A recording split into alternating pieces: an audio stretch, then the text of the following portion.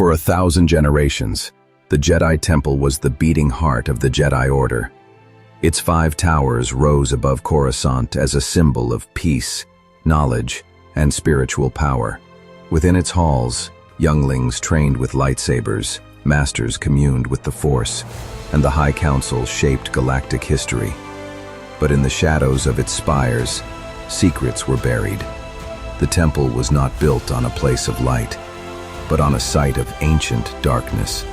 And when fire consumed its halls in the final days of the Republic, it was more than a building that fell.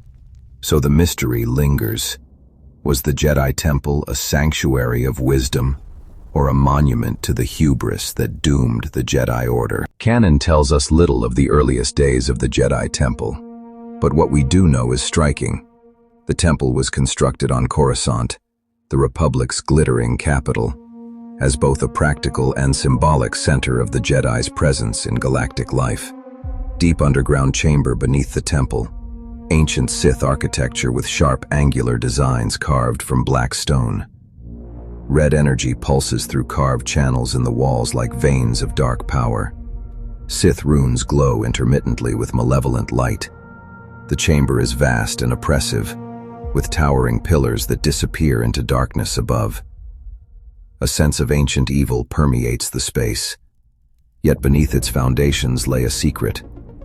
Long before the Republic, long before the Jedi raised their towers, this very site was home to a Sith shrine, a nexus of dark side energy.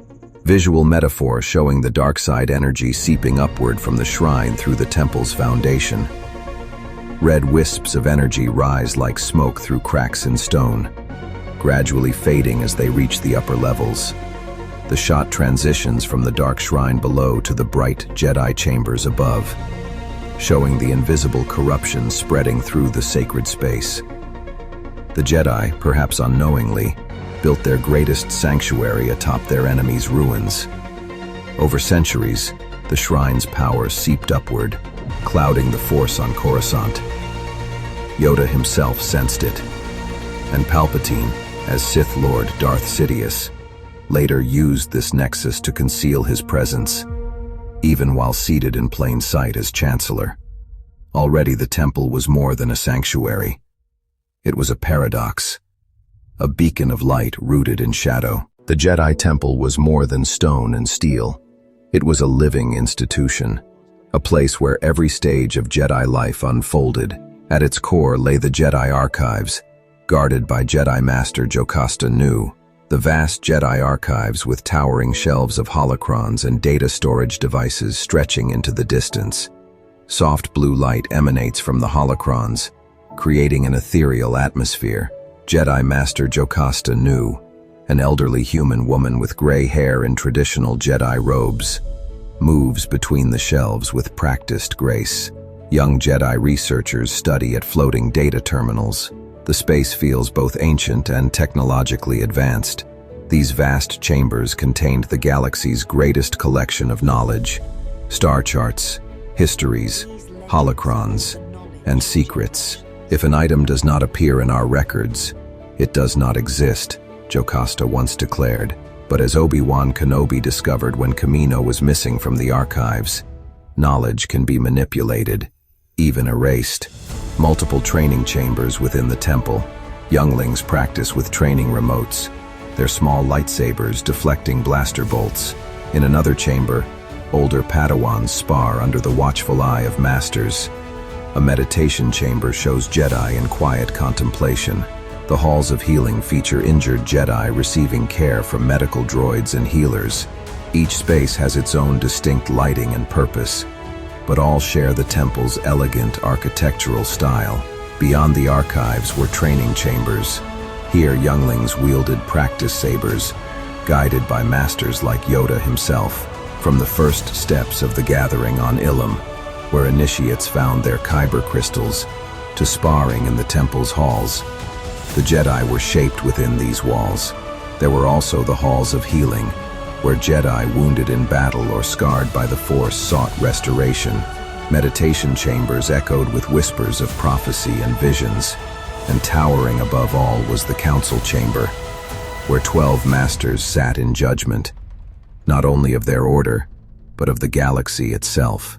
The temple was vast, magnificent, and sacred, but it was also insular. And in that insularity, danger brewed. During the High Republic era, the temple was at its height.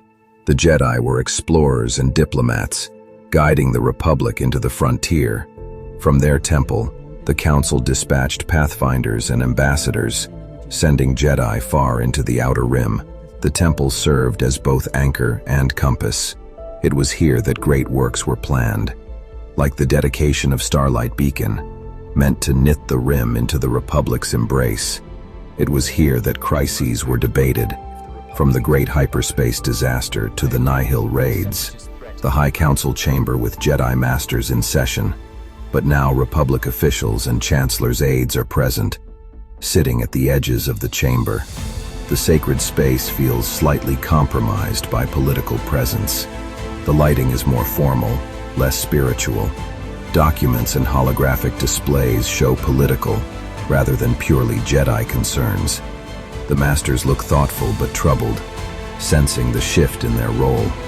Yet even in this golden age, some Jedi questioned whether the temple drew them too close to politics. Chancellor Lina So's aides even sat in on council meetings. Was the temple truly the house of the Force, or had it become another branch of government?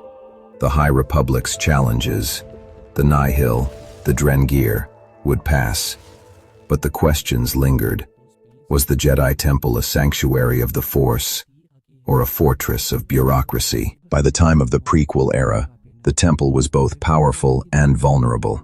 From the outside, it shone as a beacon of the Jedi's authority. But within its chambers, doubts and divisions grew. When Qui-Gon Jinn presented Anakin Skywalker as the Chosen One, the Council met in the temple to deliberate. Yoda and Mace Windu voiced caution. They sensed fear in the boy, anger, danger. They refused his training. Their decision, made in that chamber, altered galactic destiny. A split screen or layered shot showing the temple above and the Sith shrine below. In the shrine, shadows suggest Palpatine/Sidious drawing power from the Dark Nexus. Above in the temple, the Jedi Council continues their deliberations. Unaware of the corruption beneath their feet, red energy from below seems to creep upward, invisible to the Jedi but clearly affecting the atmosphere. The contrast between light and shadow is stark. Even as they debated prophecy, the Sith walked undetected beneath their very feet. Sidious, cloaked in the darkness of the buried shrine, moved freely. The Jedi Temple, fortress of light, was blind to the shadow inside its own foundation. And as the galaxy moved closer to war, the temple's halls echoed less with meditation and more with whispers of fear. The Clone Wars transformed the temple. Its archives became war rooms, its halls filled with clone officers. The council chamber, once devoted to the Force, became a military command post. Younglings still trained, Padawans still sparred, but the temple was no longer a sanctuary. It was a headquarters of war. The council chamber during Ahsoka Tano's trial. The young Togruta stands in the center, surrounded by the council masters who sit in judgment. The lighting is cold and formal, emphasizing the judicial nature of the proceeding. Later, Ahsoka walks down the temple steps, her back to the camera, moving away from the temple and the order. The steps seem endless, emphasizing her isolation and the finality of her decision. The temple also became a place of judgment. When a bombing struck its halls, Ahsoka Tano was framed. The council cast her out, stripping her of rank. Only when her innocence was proven did they attempt to bring her back. But Ahsoka refused. She walked down the temple steps, away from the order, a sign of just how far the council had lost its way. Within the temple's walls, fear and doubt had replaced trust. And beyond those walls, the dark side waited. The end came swiftly. On the night of Order 66, Anakin Skywalker, newly christened Darth Vader, marched on the temple with the 501st Legion. Interior of the temple during the attack. Blaster fire illuminates the halls in harsh stroboscopic flashes. Clone troopers advance through corridors where Jedi once walked in peace. Jedi masters and knights fight desperately, their lightsabers creating streaks of light in the darkness. The elegant architecture is scarred by battle damage. Bodies of fallen Jedi lie in the halls that once echoed with wisdom and laughter. Blaster fire lit the halls. Masters fell.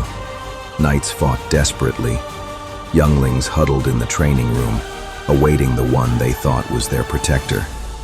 But Anakin's blade ignited, and the temple became a tomb. The temple burned. Its 5 towers, symbols of Jedi strength, became monuments to their annihilation. By dawn, the Order was gone, its sanctuary desecrated. The Jedi Temple, once the heart of light, had become the stage of betrayal. After the Purge, the temple did not remain a ruin. Palpatine claimed it, reshaping it into his imperial palace. The dark side shrine beneath, once buried by Jedi stone, was now his weapon. From this throne, the Emperor ruled the galaxy. The Jedi Temple was gone. Its chambers echoed with none of the wisdom, laughter, or lightsabers of old. Only silence and shadow remained. But the idea of the temple never fully died. When Luke rebuilt the Jedi, he did not raise towers above Coruscant. He sought older places, humbler sanctuaries, closer to the first Jedi traditions. Perhaps Luke understood that the grandeur of the temple had not saved the Jedi. It had blinded them. Rey, studying the ancient Jedi texts, surrounded by whispers of past Jedi voices. The scene is intimate and personal, showing the continuation of Jedi knowledge through individual dedication rather than institutional grandeur. Ghostly images of past Jedi, including those who once walked the temple halls, appear around her, suggesting that the true temple was never the building, but the connection between Jedi across generations. The Jedi Temple endures as both a symbol and a warning. It was the house of the Jedi at their height, but also the place where they lost their way. And so the mystery remains. Was the temple the heart of the Jedi Order, or the shadow that consumed it? The Jedi Temple stood for centuries, perhaps millennia. Within its walls, generations of Jedi rose and fell. It witnessed golden ages, great wars, and final tragedy. But in the end, it reminds us that even the mightiest sanctuary cannot endure forever. What matters is not the stone towers, but the light of the Force carried on by those who remain. This has been Unlocking Lore. Subscribe to join us as we uncover the mysteries of Star Wars history, one legend at a time.